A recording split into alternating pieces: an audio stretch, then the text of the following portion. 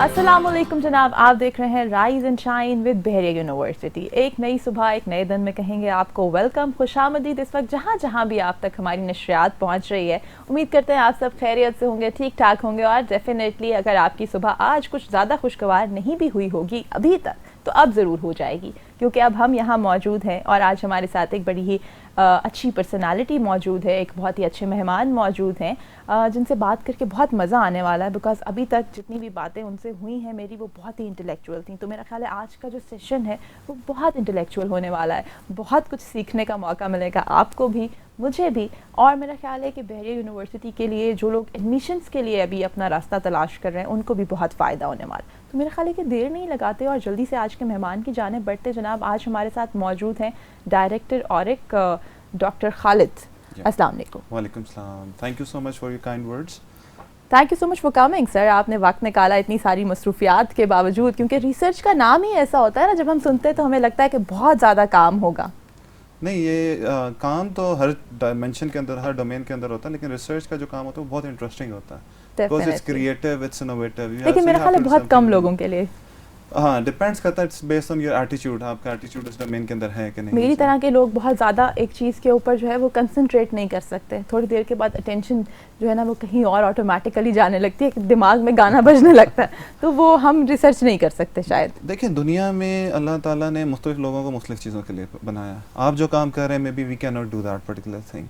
तो अल्लाह ने हर बंदे की एटीट्यूड, उसकी पसंद नापसंद डिफरेंट चीज़ों के लिए। So there are some people who can do research, who likes to do research, who have fun doing research, and there are other who cannot even think of doing research. मेरा ख्याल है थोड़ा सा पीछे चलते हैं आपके एजुकेशनल करियर की जानिब।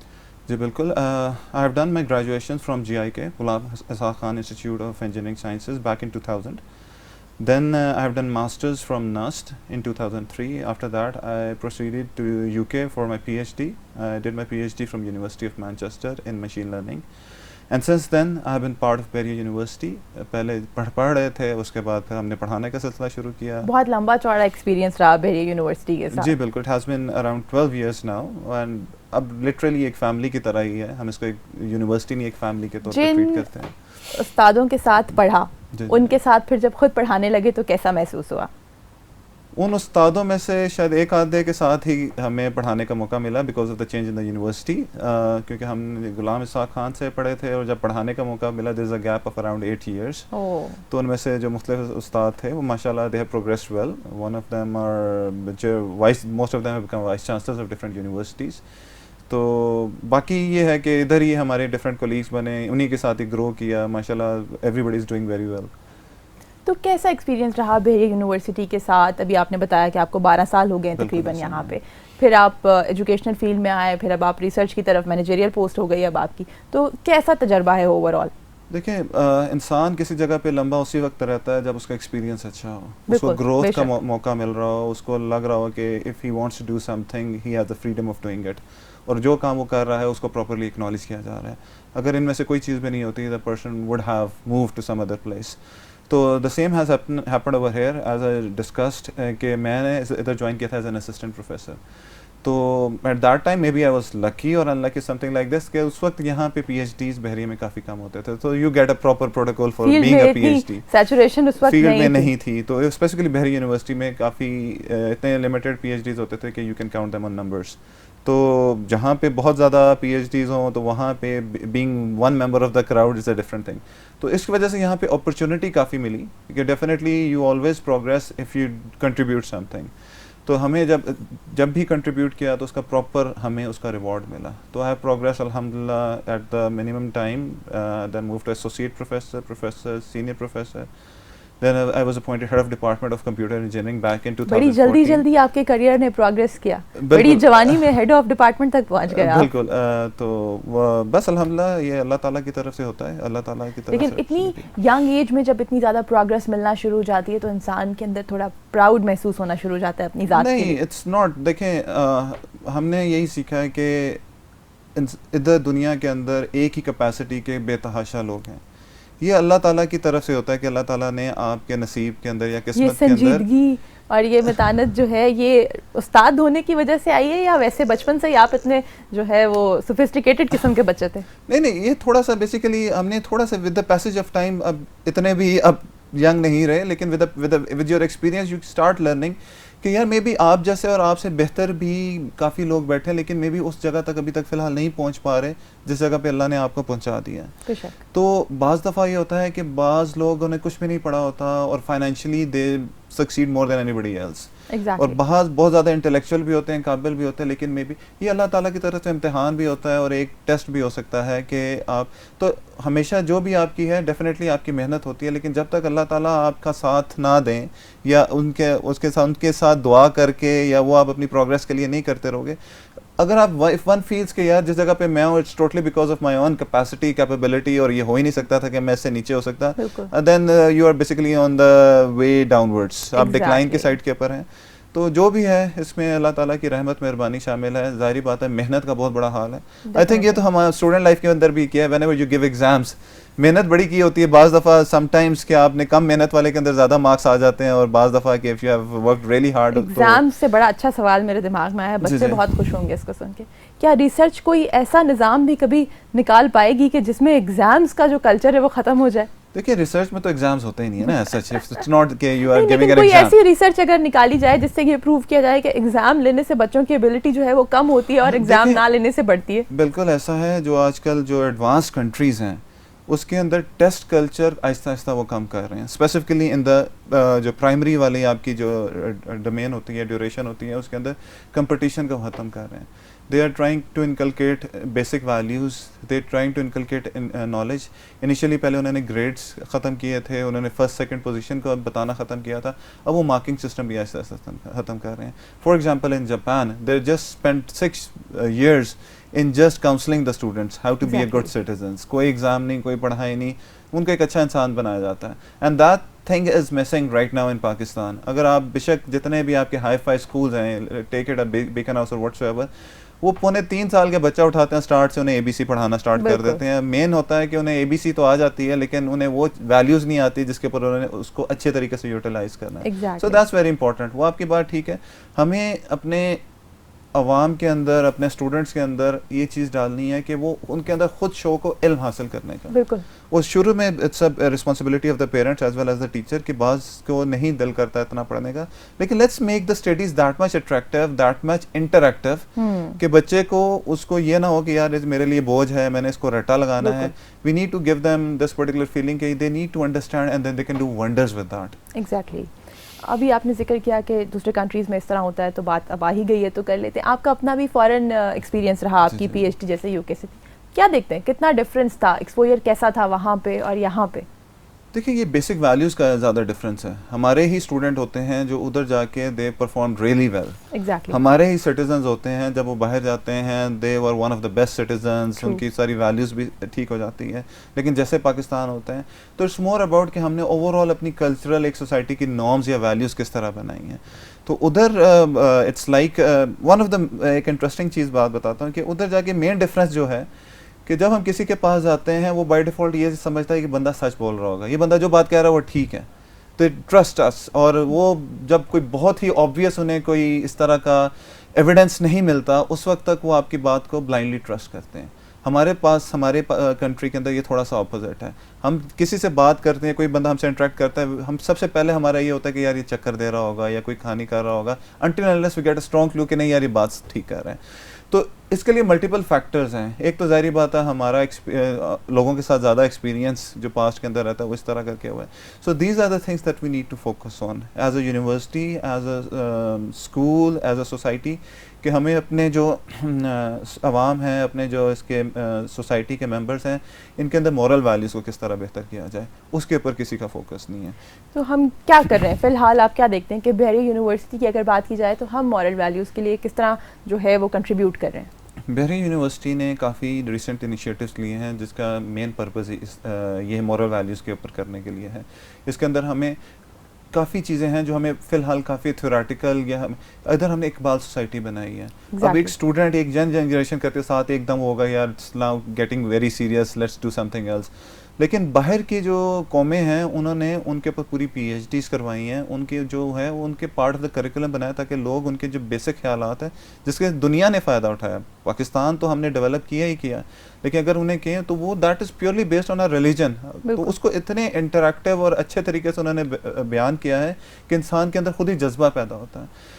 इकबाल सोसाइटी की है, इस तरह हम कुरान के जो डिफरेंट लेक्चर्स हैं, one of the important thing that is missing in Muslim country like Pakistan is कि हम कुरान की तालीम नहीं देते। हम कहते हैं जी फ़लाँ नावल पढ़ लो और मिस्टर ABC के सारे आपको डाइजेस्ट पढ़े होने चाहिए, then you become a good society. हमारा जो अपना ह्यूमन मैनुअल है, हमने कभी फोकस नहीं किया कि हमने उसे करिकुलम का पार्ट बनाया।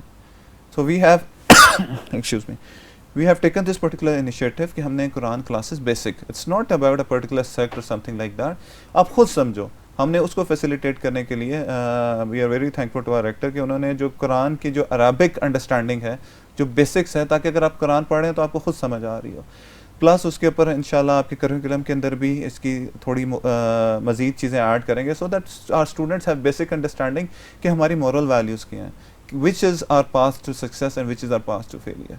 बाहर के जितनी यूनिवर्सिटीज़ होती हैं उन्होंने हमारे सिस्टम सारे अडॉप्ट किए हैं। वाई यू से कि जी हॉलैंड, नीदरलैंड हो गया या कनाडा हो गया, they one of the best societies, क्योंकि उन्होंने कौन से सिस्टम लिए हैं जो इस्लामिक वैल्यूज़ के ऊपर बेस करते हैं, जो हज़रत उमर रज़ी अल्लाह उन्होंने इंट्रोड्यूस कराए थे।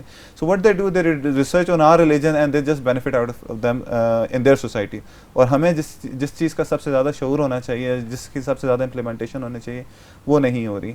सो we are trying to move towards that. हमने अपने थोड़ा सा ड्रेस कोड्स भी इंट्रोड्यूस करवाए हैं, इस तरह के डिफरेंट है, ताकि बच्चों को नहीं पता होता, हमें आहिस्ता आहिस्ता उनके अंदर ये चीज़ें वैल्यूज़ इनकलकेट करनी है, तो how they can be a good human, how they can be a good Muslim, how they can be a practicing Muslim in the real lives.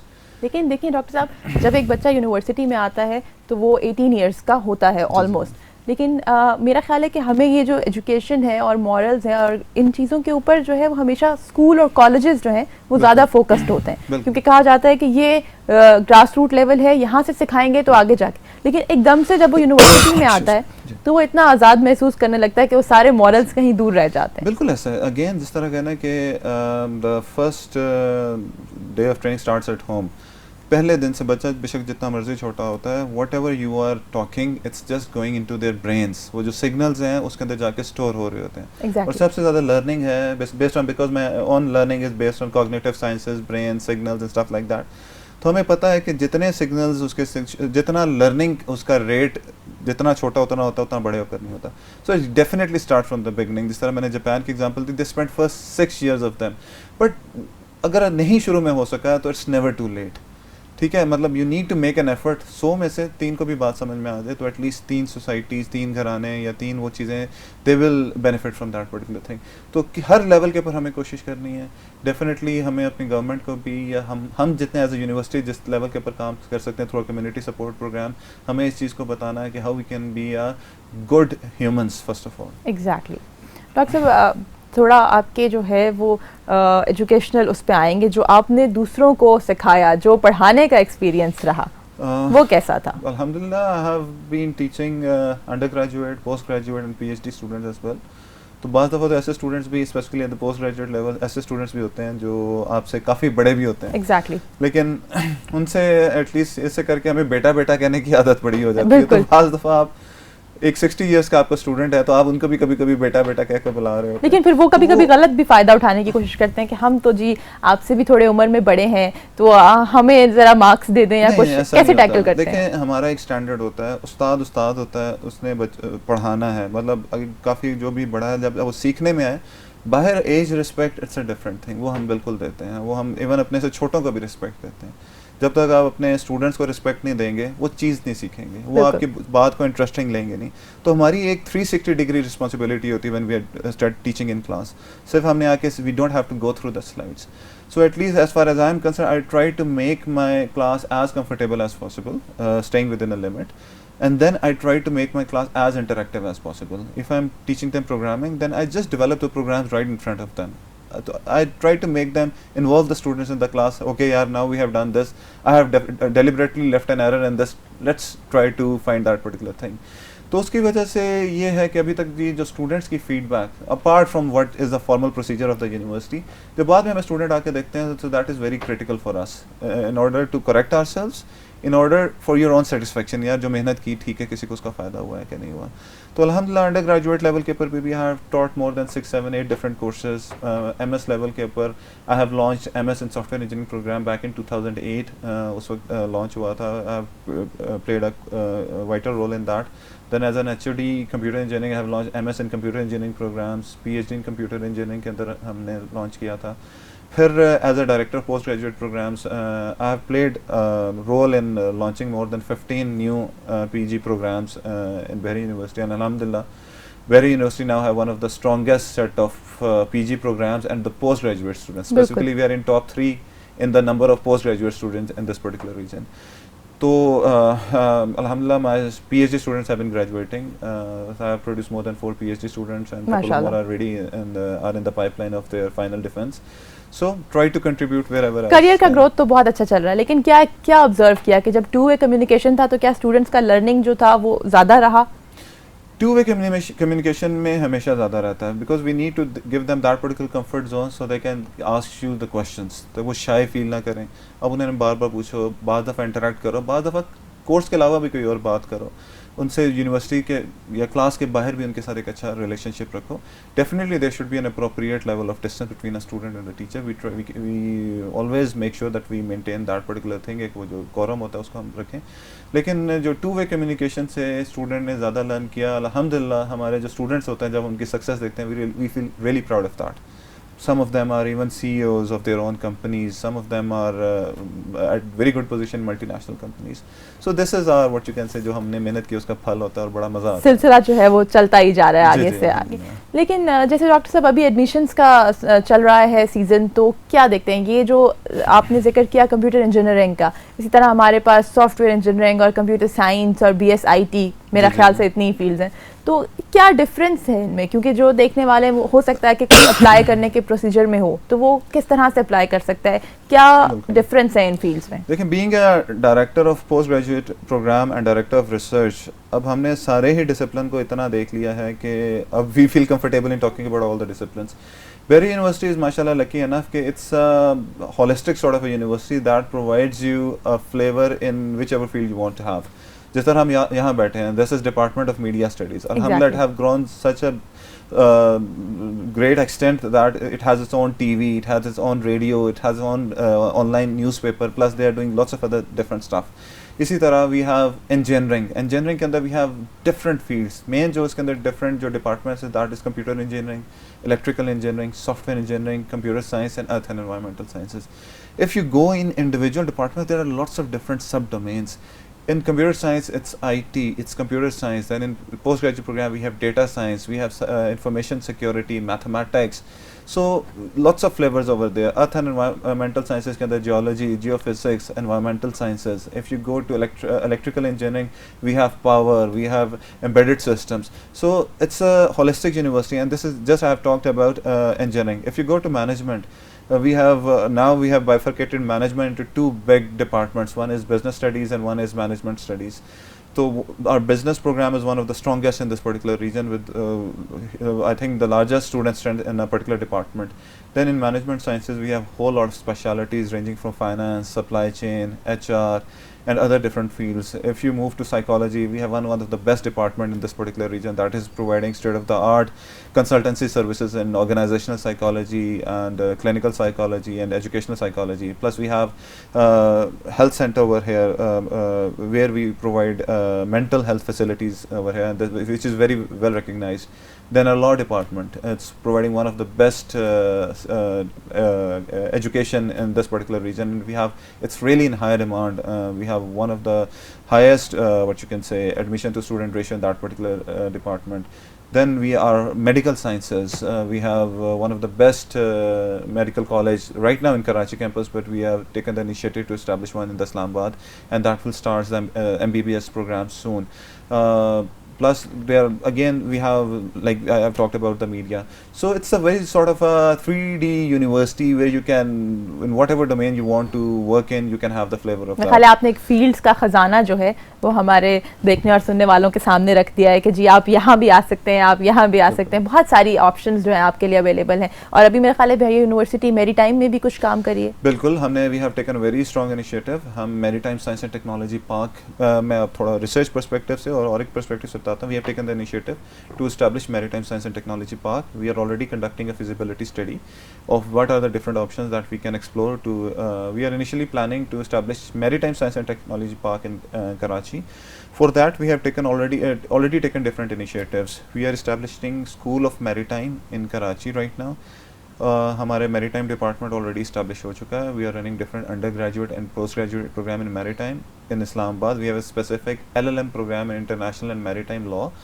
So being a part of Navy and a Bahri University, maritime is our strong forte, because we are the only one that is going to look into this, and specifically with the upcoming CPEC projects and the Gwadar port, this domain is going to reach new heights. And right now there is a dire need of experts in this particular domain. We don't have any specialists in this, so we are developing our faculty so that they become specialized in the maritime domain.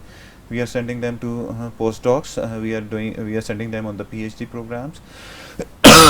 For the Maritime Science and Technology Park, we are already establishing innovation centers in Islamabad and Karachi campus. As you already have witnessed, there is a new building, 6-story building that is coming up right in close to the auditorium.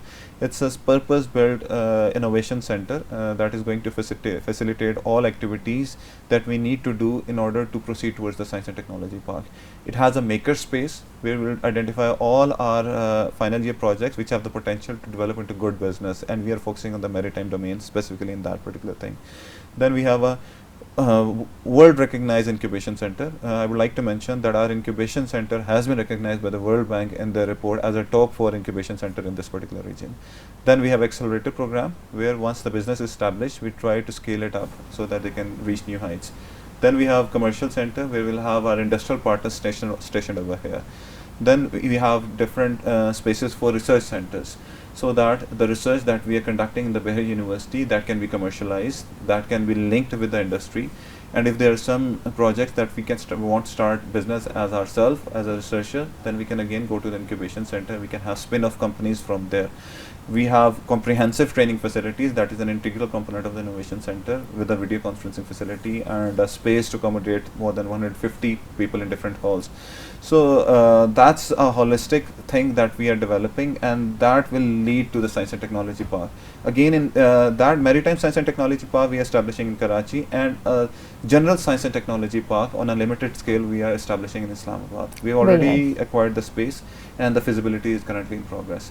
So we are now taking quick steps towards the actual applied research which can benefit our society and which can benefit our economy. तो sir क्या देखते हैं कि जहाँ इतने सारे specialist हम produce कर रहे हैं, आगे क्या इंडस्ट्री में इन सब के लिए कोई जगह भी है? देखिए, जो हम इनोवेशन सेंटर की मैं बात कर रहा हूँ, which V am really proud of, कि हमने रिसेंटली एक काफ़ी इन्वेस्टमेंट की है विच इज़ पेइंग ऑफ.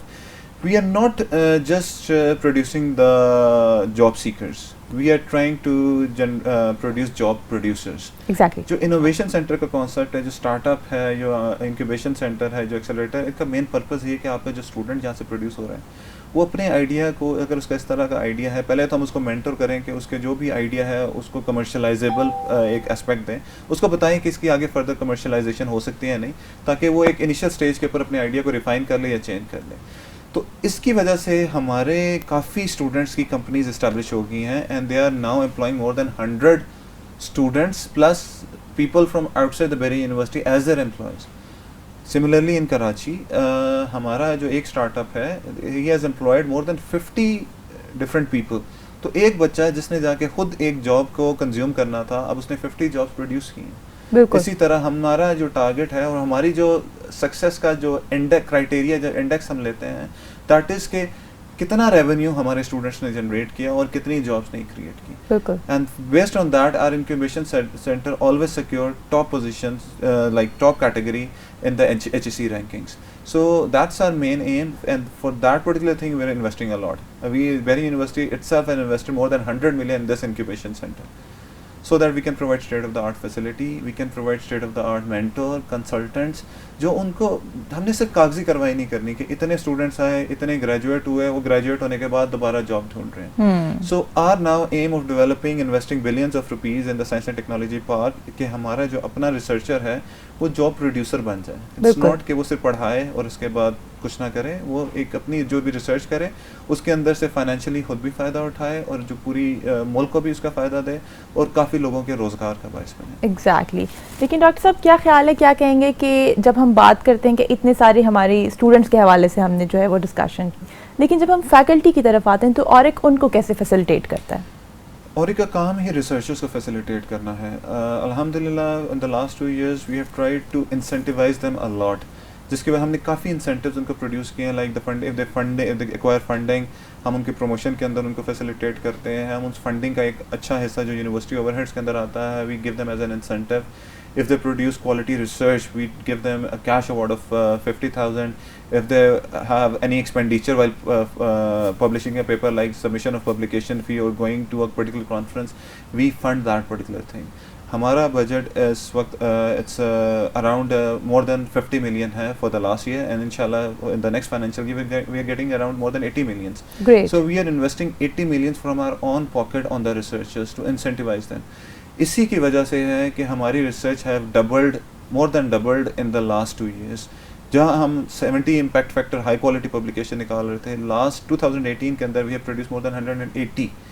जो हमारा impact factor to PhD faculty index था, यानी कि एक पीएचडी फैकल्टी कितना निकालता है, previously it was 0.8, this year it was 1.3. तो this it's a significant growth in the publication. इसी की वजह से we are now establishing more than 10 different research centres, जिनको हम फिजिकल स्पेस भी दे रहे हैं, जिसको हम अंदर इक्विपमेंट भी दे रहे हैं.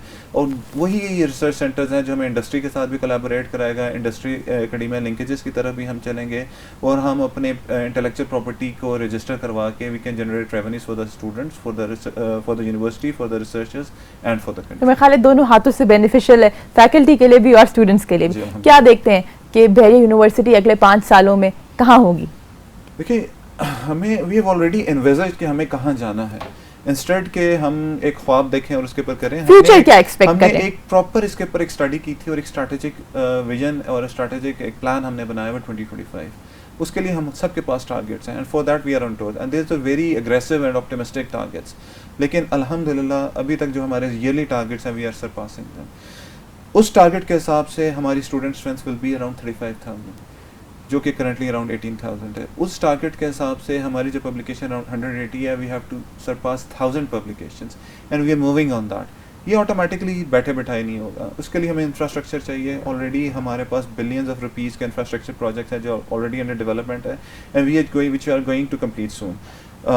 70 क्लासरूम की स्कूल ऑफ बिजनेस के लिए कंप्लीट बिल्डिंग और लाइब्रेरी की बिल्डिंग तैयार हो रही है. बिजनेस इंक्यूबेशन सेंटर हो रहा है, so we can what you can say facilitate researchers and incubation process over here. हमारे H11 के अंदर कंप्लीट इंजीनियरिंग स्कूल तैयार हो रहा है, ताकि हमारे इंजीनियरिंग के सारे प्रोग्राम एक डेडिकेटेड जगह पे close to the hub where strategic organisations भी स्टेशन है, ताकि हमारे जो स्टूडेंट्स हैं उधर ही यूटिलाइज ज़्यादा हो जाए. इसी तरह जिस तरह आप डिस्कस कि पूरा हमारा मेडिकल कॉलेज और हॉस्पिटल का प्रोजेक्ट है which are going to complete the next 3 to 4 years. Lahore के अंदर हमारा पूरा एक डेडिकेटेड कैंपस बन रहा है ऑन अबाउट 150 कनाल्स और मोर स्पेस, जहाँ इसके ऊपर कर रहे हैं. फ्यूचर के अंदर सियालकोट के अंदर हमें स्पेस एलोकेट होगी where we have to expand in this. तो with all these expansions and based on the demand that we are having in different programs, we are likely to surpass that particular target. So we are on now a steep curve. If you just allow me 20-30 seconds, I would say कि हमारी university start हुई थी back in 2000. Exactly. 2000 से 2010 we have consolidated ourselves as a teaching university.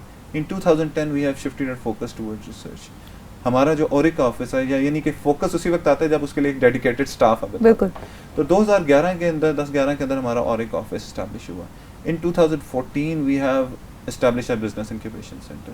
And now in 2017-18, as I've done, we are established our own innovation centers in 2 places. We are establishing Science and Technology Park, and we are developing different research centers. We are doubling our research funding, which is basically contributed by the university from their own kitty. So this all reflects the steepness of the curve. शुरू में हमने अपने आप को consolidate किया, अल्हम्दुलिल्लाह now we are on a rise, and inshallah in the next 5 years it will be a totally different and massive university. Once again, thank you so much doctor साहब, आप आए, आपने वक्त निकाला, बहुत अच्छा लगा आपसे बात करके। Thank you so much. जनाब, उम्मीद करते हैं कि आपको भी आज का प्रोग्राम पसंद आया होगा। बहुत ही इन्फॉर्मेटिव गुफ्तगू थी, बहुत कुछ जानने को मिला कि बहरीन यूनिवर्सिटी के कौन कौन से जो प्रोजेक्ट्स हैं वो आने वाले हैं और कौन कौन से प्रोजेक्ट्स जो हैं वो ऑलरेडी चल रहे हैं। बहुत सारी ऐसी चीज़ें होती हैं जो हमें ऑर्गेनाइजेशन के अंदर रहकर भी पता नहीं होती, लेकिन इस तरह की मीटिंग से जो है वो उन सारी बातों से हम भी वाकिफ़ हो जाते हैं। उम्मीद करते हैं जनाब कि आपको भी बहुत कुछ सीखने का मौका मिला होगा, और अब लेंगे आपसे इजाज़त क्योंकि वक्त हुआ चाहता है हमारे जाने का। तो जहाँ रहें खुश रहें, अपनी दुआओं में हमेशा याद रखें, और अगर ज़िंदगी रही तो आपसे फिर मुलाकात होगी। Rise and shine with Bahrain university.